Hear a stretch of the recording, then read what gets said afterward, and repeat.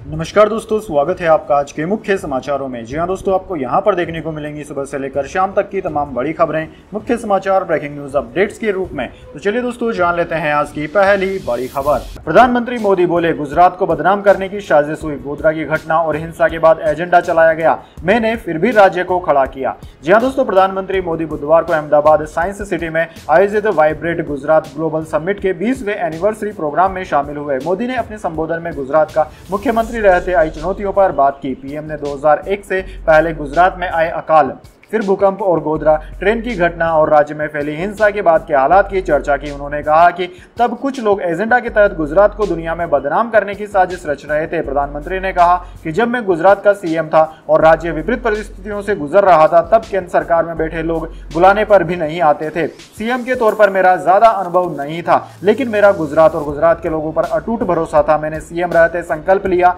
और इन चुनौतियों से राज्य को बाहर निकाला। इसके बाद दोस्तों, अगली बड़ी खबर। मणिपुर के पहाड़ी इलाकों में अफवाह 6 महीने बढ़ाया, 19 थाने छोड़कर बाकी राज्य डिस्टर्ब एरिया घोषित। स्टूडेंट हत्या की जांच करने के लिए सीबीआई टीम पहुंची। जी हां दोस्तों, मणिपुर के पहाड़ी इलाकों में अफवाह अभी लागू रहेगा। सरकार ने इसे 1 अक्टूबर से 6 महीने के लिए और आगे बढ़ा दिया है। सिर्फ 19 थाना क्षेत्रों को इससे अलग रखा गया है। जिन 19 थाना क्षेत्रों को अफवाह से अलग रखा गया है, उनमें इम्फाल, लेफेल सिटी, सिंगमई, मैकई, लामसांग, पतसोई, वांगवांग समेत जिब्रल शामिल है। इसी दोस्तों, राज्य में 2 लापता स्टूडेंट्स की हत्या के विरोध के बाद हिंसा और बढ़ गई। 26 सितंबर को पुलिस और प्रदर्शनकारियों के बीच हिंसक झड़प हुई, जिसमें पुलिस को गोली चलानी पड़ी। बुधवार को लगातार दूसरे दिन भी प्रदर्शन हुआ। हजारों छात्र सड़क पर विरोध जताने उतरे। इस दौरान पुलिस ने उन्हें रोकने की कोशिश की, जिसमें कुछ स्टूडेंट्स घायल हुए। इसके बाद दोस्तों, अगली बड़ी खबर। अजीत डोभाल ने कनाडा की एनएसए को किया फोन, मांगे आरोपों के सबूत, लेकिन कोई जवाब नहीं दे पाई जोड़ी थॉमस। जी हां दोस्तों, खालिस्तानी आतंकी हरदीप सिंह निज्जर की हत्या के बाद भारत और कनाडा के बीच पनपे राजनीतिक विवाद के बीच दोनों देशों के राष्ट्रीय सुरक्षा सलाहकार अजीत डोभाल और जोडी थॉमसन ने टेलीफोनिक वार्ता की। शीर्ष सरकारी सूत्रों ने न्यूज 18 को बताया कि कुछ दिन पहले हुई इस बातचीत में डोभाल ने थॉमस के समकक्ष खालिस्तानी आतंकवादियों, चरमपंथियों और आतंकवादियों को कनाडा में सुरक्षित पनाह मिलने का मुद्दा उठाया। उन्होंने अपनी कनाडाई समकक्ष को कनाडा में शरण के लिए भारत के मोस्ट वांटेड आतंकवादियों के बारे में बताया और उनकी सूची भी सौंपी। भारत के राष्ट्रीय सुरक्षा सलाहकार ने वांछित अपराधियों की जानकारी और लोकेशंस भी जोडी थॉमस के साथ शेयर की। कनाडा की राष्ट्रीय सुरक्षा सलाहकार ने अपने भारतीय समकक्ष अजीत डोभाल से हरदीप सिंह निज्जर की हत्या में भारत की संलिप्तता के आरोपों को दोहराया। एनएसए डोभाल ने जोडी से कनाडा के बेतु के आरोपों के पक्ष में सबूत मांगे, लेकिन कनाडाई एनएसए सबूत नहीं उपलब्ध करवा सकी। अजीत डोभाल ने जोडी थॉमसन से कहा कि अगर कनाडा अपने आरोपों के पक्ष में सबूत और इनपुट मुहैया कराता है तो भारत जांच करने को तैयार है। इसके बाद दोस्तों, अगली बड़ी खबर। दुनिया में सबसे अच्छा प्रदर्शन करने वाली करेंसी बनी अफगानी। सितंबर तिमाही में 9% मजबूत हुई। डॉलर के मुकाबले अफगानी की वैल्यू 78.25 रुपए। जी हां दोस्तों, अफगानिस्तान की करेंसी अफगानी सितंबर तिमाही में दुनिया की सबसे अच्छा प्रदर्शन करने वाली करेंसी रही। इसमें 3 महीनों में 9% और 1 साल में 14% की रैली देखने को मिली। अभी डॉलर के मुकाबले अफगानी रुपये की वैल्यू 78.25 है। सितंबर तिमाही में 3% मजबूती के साथ दूसरे नंबर पर कोलंबिया की करेंसी पैसो है। वहीं सालाना आधार पर अफगानी तीसरे नंबर पर है। पैसो पहले नंबर पर, दूसरे नंबर पर श्रीलंकाई रुपया है। जियोपॉलिटिकल एक्सपर्ट कामरान बुखारी ने कहा कि करेंसी की मजबूती शॉर्ट टर्म के लिए है, क्योंकि यहां आर्थिक, सामाजिक और राजनीतिक अस्थिरता है। तालिबान ने अफगानिस्तान पर 15 अगस्त 2021 में कब्जा कर लिया था। इसके बाद दोस्तों, अगली बड़ी खबर। जयशंकर बोले, कनाडा में हिंसा को बढ़ावा मिल रहा। कहा, हमारे डिप्लोमेट्स को धमकाया जा रहा है और वे इसे लोकतंत्र कहकर सही ठहराते हैं। जी हां दोस्तों, यूएन को संबोधित करने के बाद मंगलवार को विदेश मंत्री एस जयशंकर ने discussion act council for foreign relations में कई सवालों के जवाब दिए। इस दौरान उन्होंने कनाडा के साथ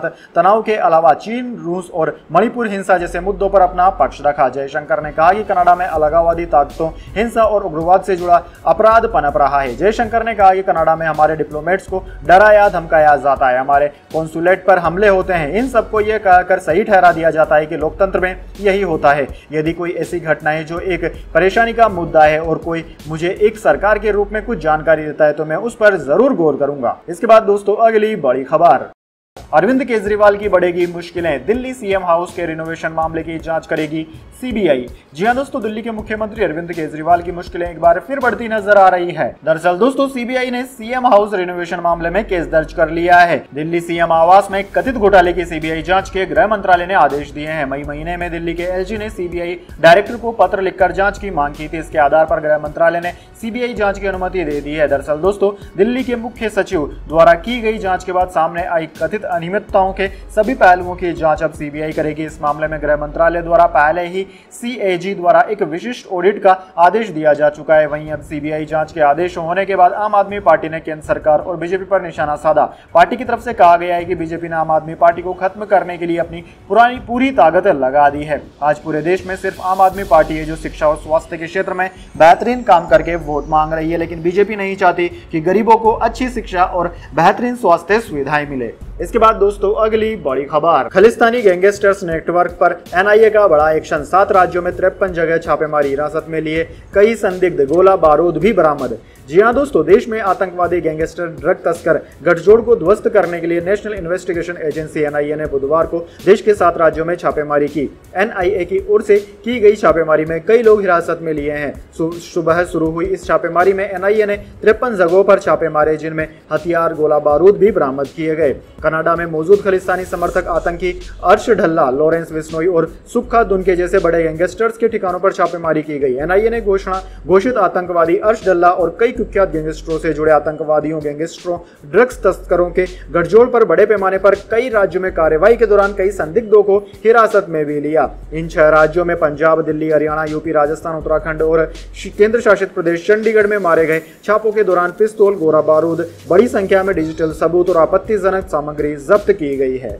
इसके बाद दोस्तों, अगली बड़ी खबर, मैं अंदर से दुखी हूं, पार्टी ने मुझे उम्मीदवार बनाया, प्रत्याशी बनाए जाने पर बोले कैलाश विजयवर्गीय। जी हां दोस्तों, भारतीय जनता पार्टी ने मध्य प्रदेश में चुनाव को लेकर अपनी दूसरी सूची जारी कर दी है। इस सूची के जारी होने के बाद वरिष्ठ बीजेपी नेता कैलाश विजयवर्गीय ने बड़ी बात कही। उन्होंने कहा कि मैं अंदर से बहुत दुखी हूं कि मुझे पार्टी ने विधानसभा का उम्मीदवार बनाया। मेरा चुनाव लड़ने का 1% भी मन नहीं था। कैलाश यही नहीं रुके, उन्होंने कहा कि वे अब बड़े नेता हो गए हैं। उनका प्लान था कि वे चुनाव में रोजाना 4-5 जनसभा करते, हेलीकॉप्टर से प्रचार करते। अब वह जनता के बीच जाकर हाथ जोड़ना नहीं चाहते। दोस्तों, आपकी जानकारी के लिए बता दें कि कैलाश विजयवर्गीय को बीजेपी ने इंदौर 1 विधानसभा से उम्मीदवार बनाया है। वे मालवा की सियासत में बड़ा नाम होने के साथ साथ पार्टी के राष्ट्रीय महासचिव भी हैं। उन्होंने कहा कि एक पिता होने के नाते उन्हें अच्छा नहीं लगा कि बेटे का टिकट काट कर वे खुद चुनाव लड़े। इसके बाद दोस्तों, अगली बड़ी खबर, बेल का ईमेल नहीं खोलने से हो गया खेल, शख्स को 3 साल और रहना पड़ा जेल, हाईकोर्ट ने ऐसे लगाई फटकार। जी हां दोस्तों, गुजरात उच्च न्यायालय ने राज्य सरकार को आदेश दिया कि वह उस व्यक्ति को 1 लाख रुपए का भुगतान करे जिसे जमानत मिलने के बावजूद 3 अतिरिक्त वर्षों तक जेल में रहना पड़ा।